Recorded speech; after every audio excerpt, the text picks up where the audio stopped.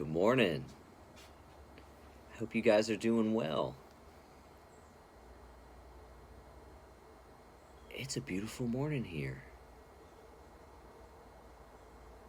You can hear the birds. It's nice and cool.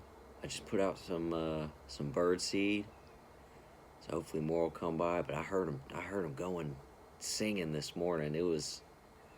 I love the birds.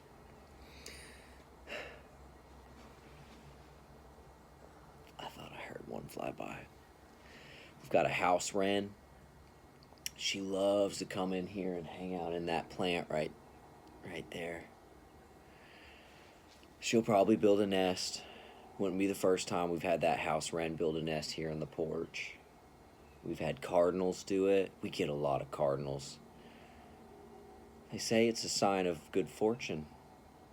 Did you know that cardinals are monogamous? Unless something happens to their partner, they stay with the same partner. We got a pack of blue jays. I like my blue jays. You know, one thing that's pretty cool about them, they have a unique place in the ecosystem. It was always told to me that, blue jays could kind of be a nuisance. That if you get too many of them, they'll bully the other songbirds. I've never actually seen that, not with ours. I imagine it could be true, depending on their community. But the cool thing about our blue jays, and I guess just all blue jays, but what I've noticed these will do, they act as kind of like sirens, alarms for the little songbirds. When a bird of prey, a hawk, comes by, they all will start mimicking the sound of a hawk. And they're pretty good at it too. Sometimes I think it is a hawk, and I have to look around and I just see it's just my jays. But when I hear that, I know one's nearby, because they know. And so, I don't know, I guess I kind of think that maybe it's like a trade. They protect the songbirds, and I guess every now and then if they got to bully them or whatever, I don't know, maybe there's some kind of deal or something that goes on in their bird community. Oh. But there's just some things that I pay attention to. I've always been into the birds like that. Every place we go to and live, I make sure to put out a few bird feeders and to have a nice setting for them. And in turn, they make my living space more enjoyable. So this morning I wanted to go into guardian angels. The Bible says something about be good to strangers, because you could be entertaining angels in disguise. And in the world of theosophy, it talks about how the masters will send adepts and different people your way to teach you some lessons. They're not going to tell you who they are. The test is to see what you will do, how you will treat them. Moria has a palace in Darjeeling, and it's guarded by a rough man. He's not pleasant at first meeting. I imagine he's there for some kind of protection in a way, but also he is there to test the aspirant. How will they treat the rough man? Because the aspirant comes to meet El Moria, the teacher, the guide, the guru. That's their quest. But the test is to see how they will treat someone who they see as less than their goal. And based on how they treat that man is how El Morya treats them, if he'll take the student on.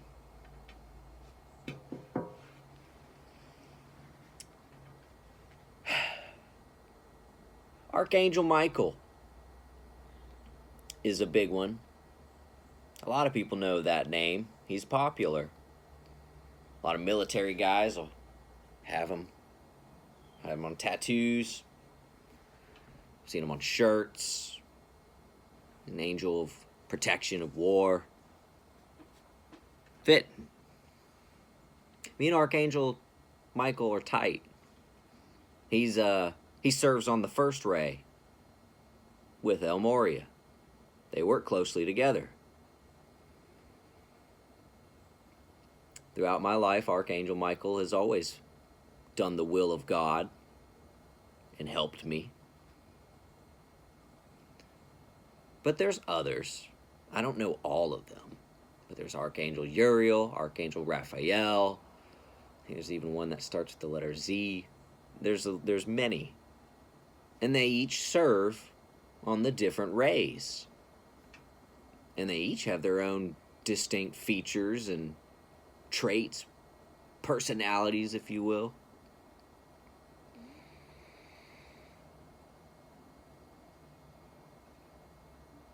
And I can think through my life several instances where I was in the presence of a guardian angel, unbeknownst to me at the time. I think I had mentioned one earlier. I'll call her Miss V. She was my boss. She owned a kitchen. Southern food, soul food restaurant in Effingham County. And I worked for her in the kitchen, doing a little bit of this, doing a little bit of that, sometimes washing dishes, sometimes cooking, whatever it is she needed help with. She was nice to me. Taught me how to make some good fried chicken, collard greens. She was a pastor, too. She had me play at her church a couple of times, and they were always so good. One day, she prophesied over me. And she said some things that I will just honestly say went over my head at the time. But I think she saw something in me that I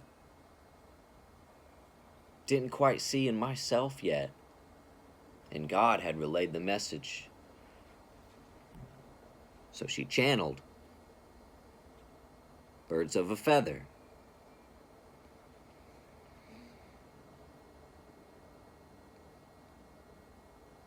One day our paths did split, but I will always be thankful for what I learned from her. Her family was really kind too. And then there's another one that I can think of. I won't mention him by name. He was a counselor of mine. In my late teens, I mean, it's no surprise if you've kept up with any of my story. You know, I eventually suffered through some depression and engaged in some substance abuse, and I eventually got in trouble. You know, around that time, 17, 18, 19, I had started to question God. You know, turned my back in a way. Started chasing more worldly things. And as a result, eventually I got in trouble. I won't go into so many of the details, but I had to serve some time in a place where they have you go through a program. Like a 12-step program. And I did. I behaved well there. I feel like I caught on to the program pretty good. completed it, did my time. But I can remember one particular session with my counselor. He was a big man. He had a big voice, big deep voice. But he was kind.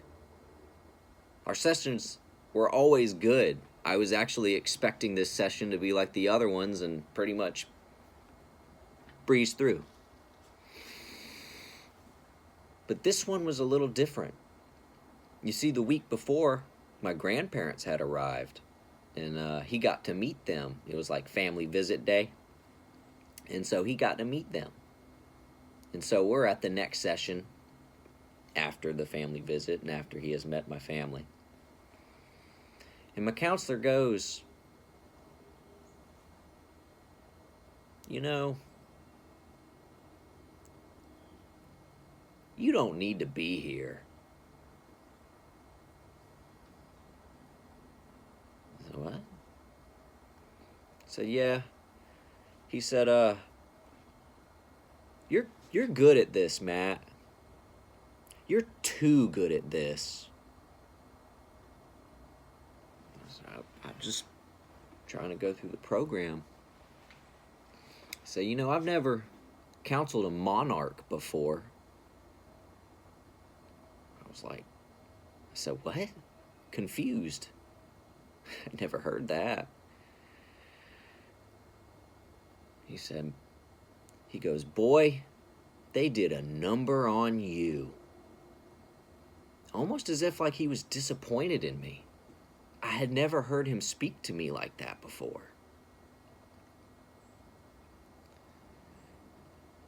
He said, you know, we had some Scottish Rite guys come asking for you. You ever heard of them? I said, no. Because I didn't know who they were. You have to understand, at that time, I was very much under.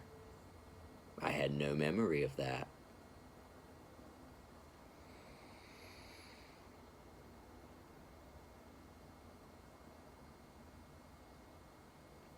He said, they wanted to take you, Matt. He said, I refused it. He said, they needed me to sign off. And I said, no. I said, okay. He goes, let's step outside. We step outside. He lights up a cigarette. They let you smoke at those places. I was old enough to smoke, so I light up a cigarette too. I don't smoke anymore, but I did then. And they let you smoke at that facility. Cigarettes. It's legal.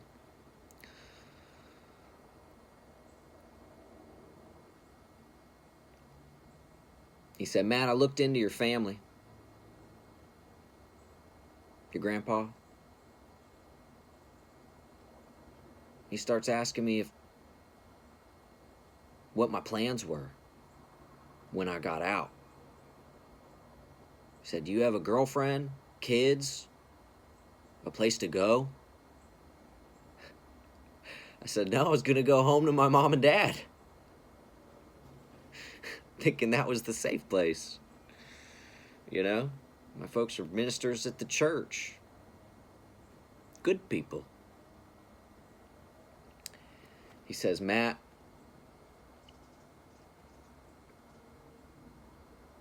I'm scared for you. What?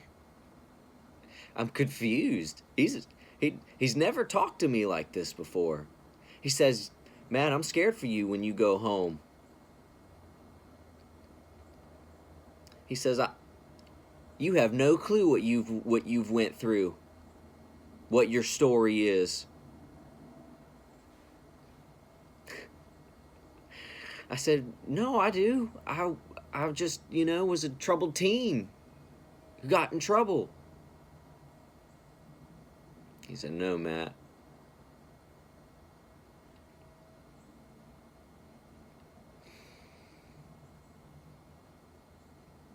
And he began to tell me a little bit about the scapegoat and not just the narcissistic dynamic, but the ritual. He says, Matt, you escaped death.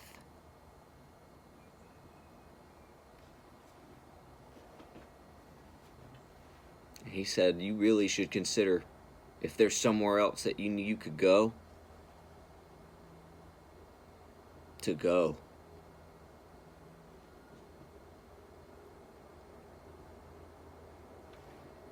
I was so baffled. To have someone tell you that it's dangerous for you to go back home.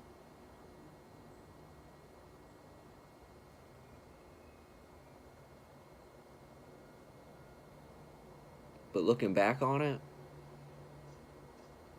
he was absolutely right.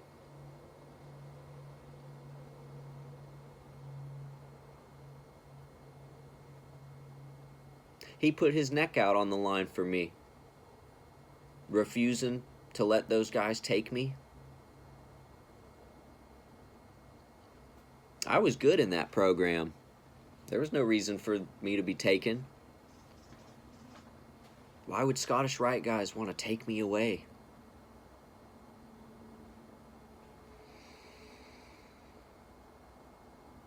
I think he got in trouble at that job for that specific instance, because the guy over him, his boss, he wanted him. He didn't care. He said, take him.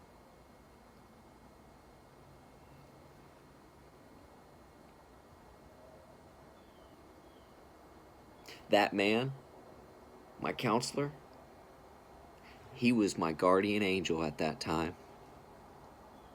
Oh yeah. No doubt in my mind.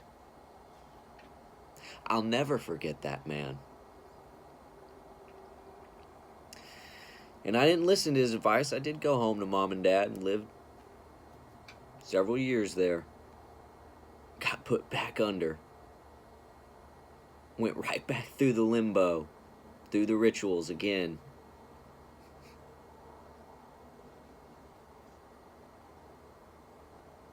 But eventually I got out. God protects me. He protected me then, and he protects me now. Always. He is faithful and just. But from time to time, he does send his messengers and his guardian angels to do his will.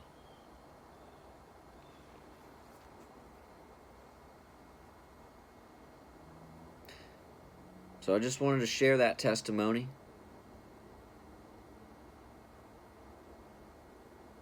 And let you guys know. You never know who you're talking to. They could be your guardian angel in disguise. Y'all have a good morning.